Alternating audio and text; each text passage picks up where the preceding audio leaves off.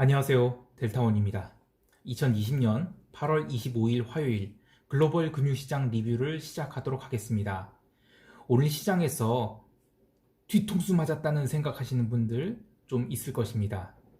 어제 나스닥 지수가 고가를 기록하고 제법 하락해서 끝나서 이제 드디어 꼭지 아닌가 이렇게 생각하신 분들이 아시아 세션에서 니케이 초강세, 유럽 지수 선물 초강세, 그래서 미국 3대 지수 선물도 함께 초강세였죠. 오잉? 뭐지? 또 눌림이었나? 하고 당황하실 수 있을 것 같아요. 그런데 유럽장이 본장 시작하고 잠깐 슈팅 주고 나서는 영 메가리가 없게 움직였죠. 또 미국 본장 시작하기 1시간 전부터 다우와 S&P, 러셀은 그래도 강했는데 나스닥 지수는 점점 힘이 빠지고 있었습니다. 그래서 역시 어제 테크는 오바였지. 오늘 테크 숏, 올드 이코노미 롱 이렇게 생각하셨을 것 같습니다. 바로 여기서 시장이 뒤통수가 나오죠. 미국 본장 시작하자마자 다우와 러셀은 마치 엘리베이터 케이블이 끊어진 듯 떡드랍을 하게 됩니다. 그런데 그에 비해서 나스닥은 상대적으로 방어가 잘 됐어요. 그리고 이후 다우와 러셀은 하락폭을 계속 키워갔는데 그런 와중에도 나스닥은 계속 매수가 들어오면서 나중에는 아예 종가 고가로 마감하게 됩니다. 아니 도대체 왜 이런 거냐고, 이건 사기야 라고 억울해 하실 분들을 위해 오늘 기성언론에서 다루지 않는 통쾌한 시장 분석을 델타원이 해보겠습니다. 집중하시고. 좀 오버가 심했나요? 계속 가볼게요. 오늘 시장 교란이 주범은 두 가지로 봅니다. 첫 번째는 다우존스 30 종목 편출입이 발표된 영향이고요. 두 번째는 테크 ETF의 투기적 매수입니다. 먼저 첫 번째를 보면 이번에 다우존스 30 종목에서 신규 편입되기로 한 종목이 세이지포스, 암젠, 허니웰, 그리고 편출되는 종목이 엑소모빌, 파이저, 레이시온 이렇게 있는데 이 딱 들어봐도 이 편입되는 종목은 요즘 잘 나가는 종목들이고 편출되는 종목은 굴뚝 냄새가 가득한 종목들이죠. 이런 경우에 이벤트 드리븐 트레이딩이 동작하기 딱 좋습니다. 무슨 얘기냐고요? 편출되는 종목은 잘 들어보세요. 이 다우존스 ETF가 DIA라고 하죠. 여기서 매도가 나오게 됩니다. 그런데 앞으로 편입될 종목은 아직 현재는 다우지수에 편입되어 있지 않기 때문에 이 다우존스 ETF인 다이아가 매수할 수가 없어요. 그러니까 오늘 다이아 ETF에서는 편출되는 종목에 대해서 매도가 나오게 됩니다. 즉시 오늘 나온다는 뜻이 아니라 그 종목에서는 일단은 나오게 된다는 거죠. 그래서 매도가 되고 그 다음에 새로 편입된 종목들은 매수가 되는데 매도가 되는 종목은 다이아 ETF 안에 들어가 있기 때문에 다이아 ETF는 가격이 빠지게 됩니다. 그리고 새로 편입될 종목은 다이아 ETF에 없기 때문에 지금은 아예 영향을 안 미친다는 거죠. 즉 순매도가 나오는 경우에는 다우존스 선물이 무조건 하락할 수밖에 없습니다.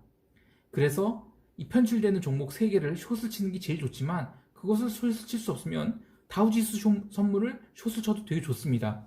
이런 게 이벤트 드리븐 전략인데요.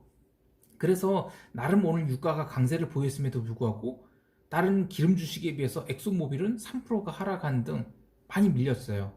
그리고 다우지수 선물도 난데없이 두드려 맞았습니다. 그러니까 오늘 다우지수가 하락한 거는 ETF 종목 편출입 때문에 그런 것이고요. 그럼 러셀은 왜 이렇게 약세였느냐? 러셀은 아직까지는 이 심리가 안 좋은 것 같습니다. 특히 오늘 채권이 유럽 채권이 빠지고 또 미국 국채도 어쩔 수 없이 같이 따라가면서 빠졌죠. 그러다 보니까 러셀에도 일단 갭상승한 거는 밀자라고 하는 그런 매도가 나왔던 것 같습니다. 그러나 러셀은 그래도 반등이 제법 있었어요. 그러나 그에 비해서는 다우는 반등도 되게 약했고 그리고 반등되는 타이밍도 한참 나중에 반등을 시작했죠. 어쨌든 이 다우가 밀린 거는 그 종목 변경 때문에 밀렸다. 그렇게 해석해야 되겠습니다. 그다음 두 번째 시장 교란의 주범, 이 테크 ETF의 투기적 매수라고 하겠는데요. 이건 무슨 얘기냐면 이 나스닥이 오늘 종가 고가로 갔습니다. 어제 오늘 마이크론이 이틀 연속 오르고 있는데요. 이렇게 그간 이 섹터 내에 언더퍼폼했던 종목들이 기존 주식이 크게 빠지지 않은 상황에서 치고 올라오게 되면 ETF에 하방 경직이 생기게 됩니다.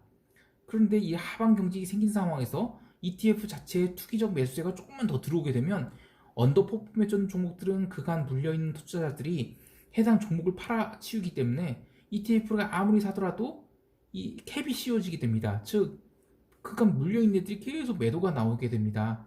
그런데 그러다 보면 그 종목은 ETF가 매수를 해도 종목이 안 튀게 되는데 ETF에 매수가 계속 들어오게 되면 그 종목은 매수가 들어와도 못 올라가지만 나머지 종목들은 어떻게 해야 되겠어요? 알고리즘 트레이딩으로 계속 사야 되는 겁니다. 근데 이 알고리즘 트레이딩 그러니까 같은 말이 뭐냐면 한마디로 닥치고 매수죠.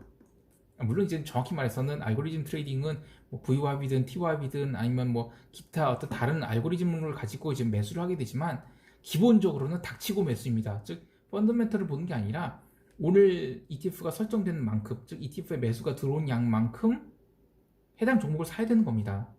밸류에이션 생각 않고 닥치고 산다는 거죠. 그런데 아까 얘기한 대로 이 언더퍼포먼 종목들은 투자자들이 계속 매도를 쌓으니까 종목에 캡이 씌워지지만 신고가를 기록한 종목들은 종목에 캡이 없어요. 왜? 신규로 매수한 사람들은 뭐 어떨지 모르겠어요. 근데 어쨌든 ETF는 계속 사죠. 근데 매도하는 거는 안 합니다. 게다가 ETF가 계속 사들어가면 공매도자들은 어떻게 하겠어요? 커버링을 할 수밖에 없습니다. 그래서 ETF가 매수할 때 기존에 잘 나간 종목들은 더욱더 잘 나가게 되고 특히 ETF 매수가 들어올 때의 특징인 종가까지 땡겨 붙이기가 나오는 것입니다. 그래서 오늘 나스닥이 종가 고가를 찍었다고 봅니다. 그런데 오늘 시장은 약간 2% 부족했습니다. 어떻게 보면 오늘 시장이 엄청나게 리스크 온 모드였던 것 같죠. 근데 개별 시장을 뜯어보면 꼭 그렇다고 할 수도 없습니다. 우선 유럽 증시도 윗골이 달리고 밀려버렸죠. 이것은 리스크 오프입니다. 그 이유를 유럽 국채가 급락한 것에서 찾고 있는데요. 다행인 것은 독일 10년물과 이탈리아 10년물이 하락폭이 큰 차이가 없다는 것입니다. 그런데 옛날엔 이게 다행이었어요. 즉 독일 국채와 이탈리아 국채의 스프레드가 벌어지지 않으면 뭐 괜찮다라고 해석을 했었죠. 그런데 이것을 좀 다르게 봐야 됩니다. 이 과거에 이 뭔가 유럽에 이상이 생기면 이런 유로존이 안전자산 역할하는 분트 10년물과 이 꼴통 국가들이 국채의 스프레드가 쫙쫙 벌어졌는데 7월 중순에 이 독일이 22일 국채 매입에 총대를 매겠다고 선언을 했죠. 그 뒤로 유로가 폭등을 하고 그리고 유로존의 국채 스프레드가 급격하게 좁아졌습니다. 즉 채권이 동행을 하게 되죠. 그 이야기는 죽으면 다 같이 죽자 이건데 아직 시장이 다 같이 죽자 할 때는 아닙니다. 그냥 미친 머니 파티에 너희들도 다 함께 올라타. 왜? 코로나로 죽겠다면 너희들은 나이 시장인데 독일이 시장인데 너희들이 죽겠다고 하면 나도 죽는 거 아니야. 그러니까 그래 돈 푸는 거 나도 총대 맬게. 이렇게 해서 다 같이 이 머니 파티에 올라탄 겁니다. 그래서 이 분트와 꼴통 국가들의 스프레드는 벌어지지 않고 앞으로도 좀 당분간은 벌어지지 않을 가능성이 있는데 대신에 그렇게 되면 분트의 변동성이 커지게 되죠. 그래서 분트의 변동성이 커지는 것을 리스크 오프로 봐야 됩니다. 그래서 오늘 변동성이 좀 있었기 때문에 이거 자체는 리스크 오프라고 봐야 되겠죠. 그 다음에 이제 그 EM 인덱스가 오늘 종가 고가로 올랐습니다. 그런데 이것도 그 오늘 중국 증시라든지 뭐 항생 이런 거 제대로 못 올랐습니다. 그런데 EM 인덱스가 종가 고가로 갔는데 그럼 EM 통화는 종가 고가로 갔느냐? 또 그렇지만도 않습니다. 물론 페소가 오른 건 맞아요. 그런데 영 아직은 그냥 어떤 월말 자산 리밸런싱 때문에 매수가 들어온 걸로 봐야지 이게 EM에 아주 뭐 강력한 매수세가 들어왔다고 그렇게 보긴 좀 애매합니다. 오늘 이 달러가 내렸다고 하죠. 그런데 이 비달러 바스켓들이 골고루 오른 건 맞아요. 그런데 이게 아직은 좀 아니라고 보는 게 내일 모레 잭슨홀 미팅에서 이 달러 인덱스 자체가 좀 의미 있는 변화를 보일 가능성이 높죠. 아주 뚝 부러질 가능성도 있고요. 또 반대로 작은 작은 거리다가 또 위로 튈 수 있는 이 양쪽이 다 열린 상황이라서 아직은 지금 리스크 온이라고 보기에는 조금 부족하다라고 하겠습니다.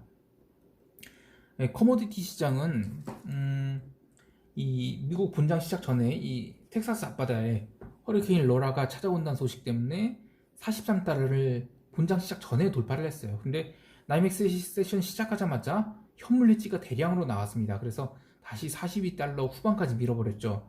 어쨌든 43불 위에서는 현물 해지가 들어올 수 있는 가능성이 있다라는 것을 좀 체크를 해야 되고요. 근데 더 이상 해지가 나오지 않자 다시 인트라데이 숏들 커버링이 나오면서 거진 종가 고가로 끝났습니다. 근데 보통 자연재해로 움직이는 시장은 약발이 지속되지 않는 경우가 많습니다. 그런데 어쨌든 기름이 오랜만에 43불을 돌파한 것은 의미 있어 보이고요. 그래도 이 트레이딩 측면에서는 콜옵션을 사기도 그렇고 선물 매수로 따라가기도 그렇고 그닥 매력적인 상황은 아니라고 볼 수 있겠습니다. 그렇다고 숏을 칠 이유는 전혀 없어 보이는데요. 왜냐하면 42.5달러라는 이 철벽 지지선을 처음으로 위로 돌아나간 것이기 때문에 센티먼트 자체는 아주 불리시해진 것이다. 그래서 밀리면 매수로 대응한 것이 좋다.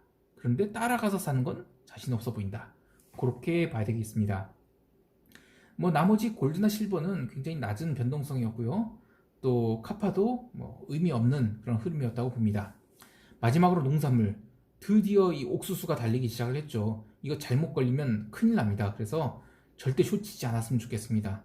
또 밀은 눌리긴 했지만 또 앞으로 좀 꼬일 시간이 좀 더 필요하긴 한데 기본적으로 농산물 전체는 다 롱으로 봐야 된다 라고 보고요.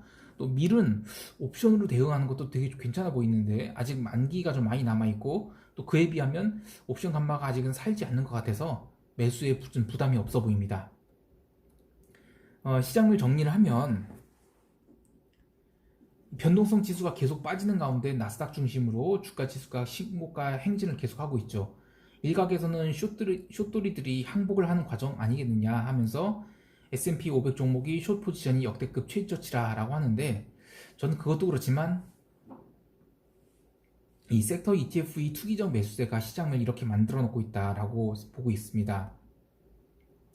이 금융기관들은 이 섹터 ETF가 굉장히 매력적인 상품이라고 하는데 저도 과거에는 이 금융이었습니다만 ETF의 탄생 배경과 또 섹터 ETF까지 모든 것이 다 탐욕이 선물이라고 산물이라고 생각하기 때문에 아주 진절머리가 납니다.